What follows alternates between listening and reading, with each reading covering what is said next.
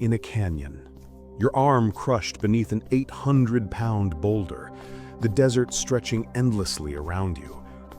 No one knows where you are. No water, no food, just you and a choice that could break your soul or save it.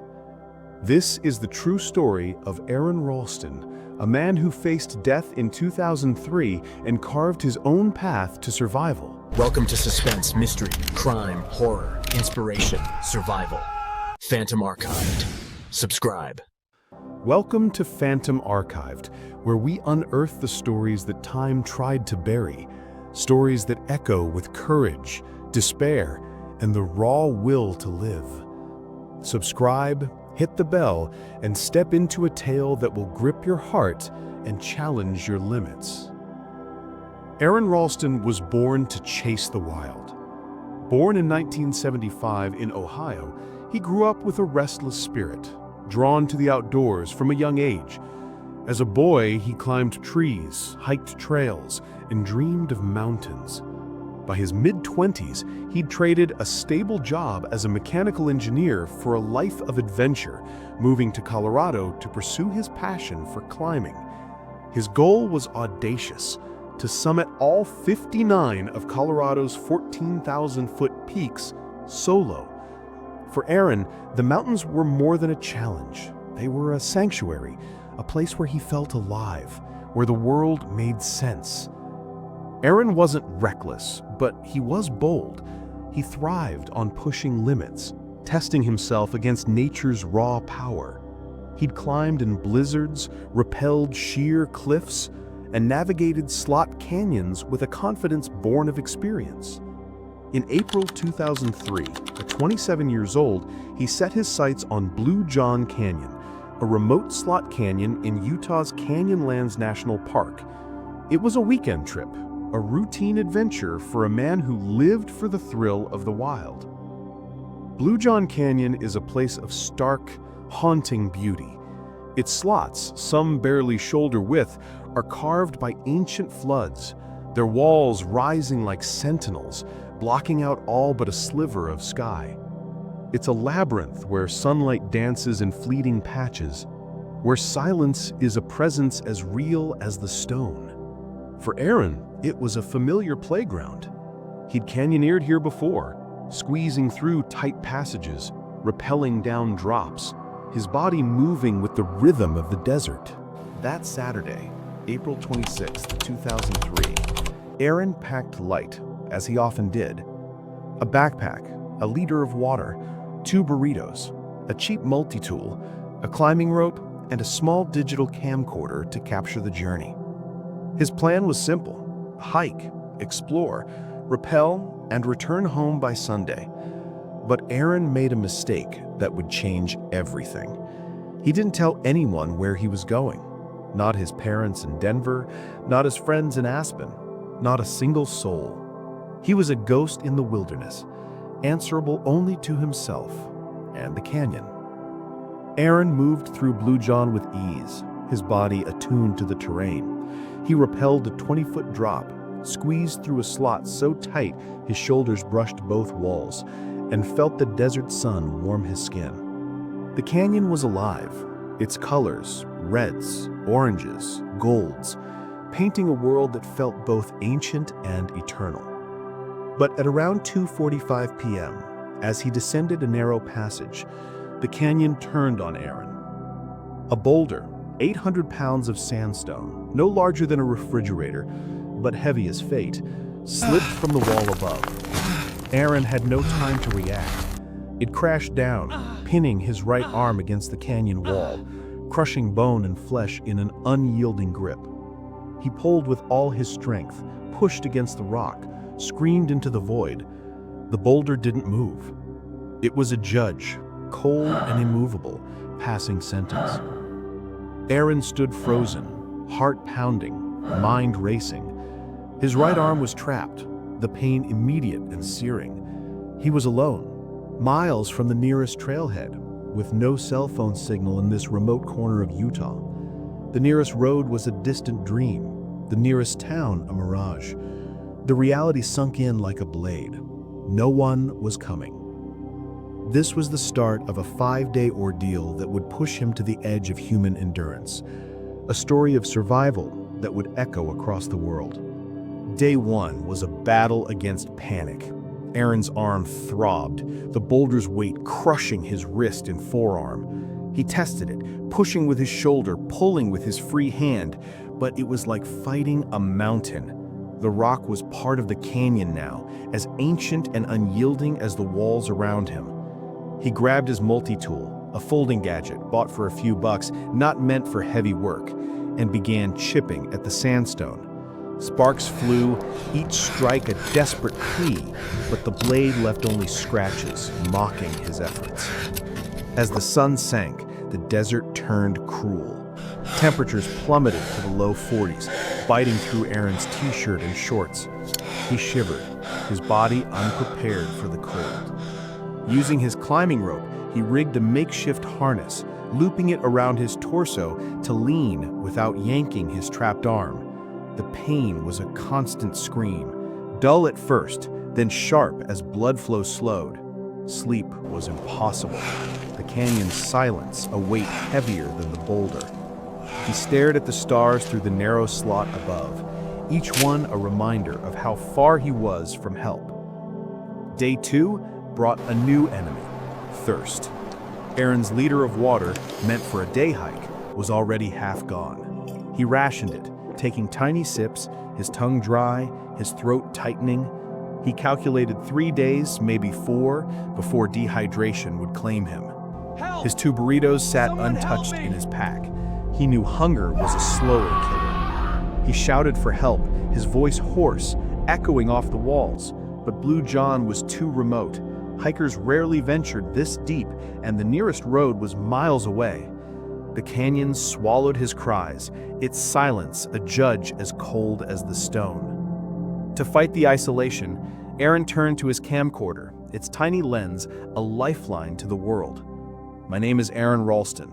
It's April 27th, 2003, about 10 a.m. I'm in Blue John Canyon, and my arm is stuck under a boulder. He spoke to his parents, Larry and Donna, to his sister, Sanja, to his friends in Aspen. He said, "I'm sorry I didn't tell you where I was going. I love you all." The recordings, later recovered, are a haunting window into a man grappling with his own mortality, each word a thread to a life slipping away. Day 3 was a slow unraveling.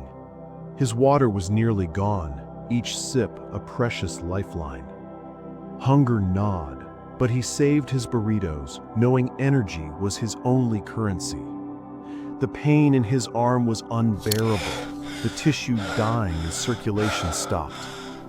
He tried again to free himself, rigging a pulley with his rope and carabiners, hoping to lift the boulder even an inch. The rope strained, his muscles burned, but the rock held fast. His multi-tool, now dull, was useless against the sandstone.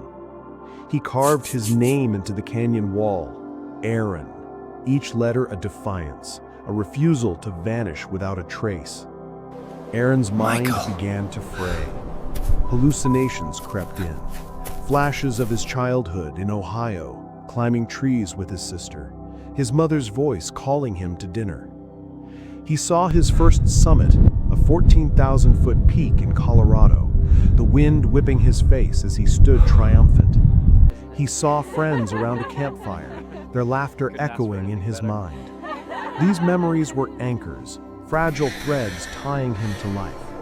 But the canyon was relentless, its walls closing in, its silence louder than any scream.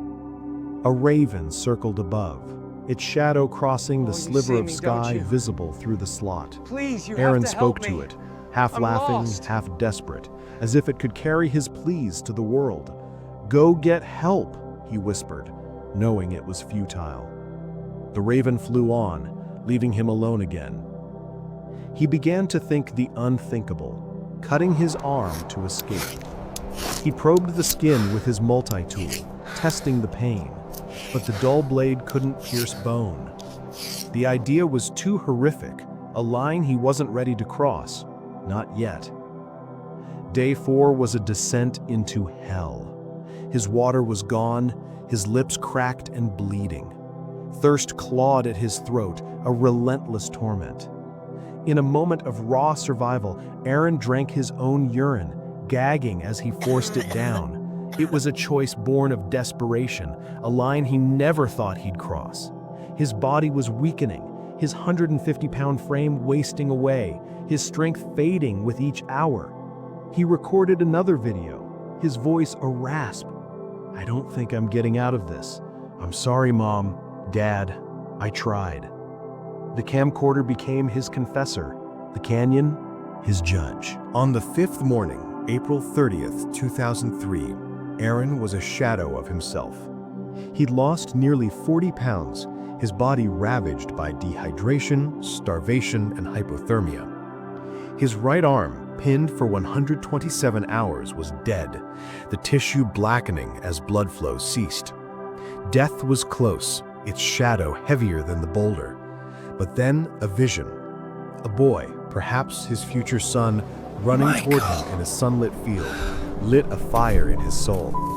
"I'm not done," he whispered, the words a vow to himself, to that boy, to the life he still wanted. Aron knew the boulder wouldn't move. If he wanted freedom, he had to take it. The choice was clear, but unthinkable. He had to amputate his arm. He'd toyed with the idea before, probing his skin, testing his resolve. Now it was his only path.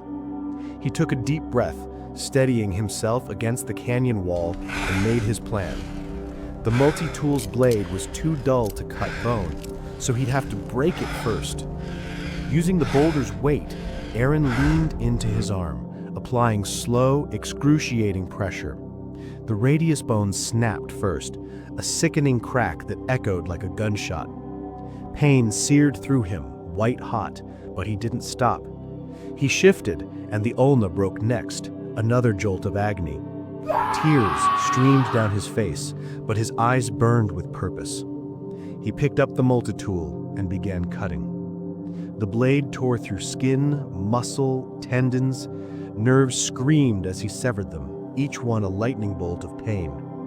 Blood pooled, soaking his shorts, the canyon floor, the air thick with the coppery scent. The process was slow, nearly an hour, each stroke a battle against his own body. He worked with grim focus, the vision of that boy driving him forward, a beacon in the pain. Finally, the last tendon gave way. His arm was free. Aron staggered back, staring at the stump, his breath ragged.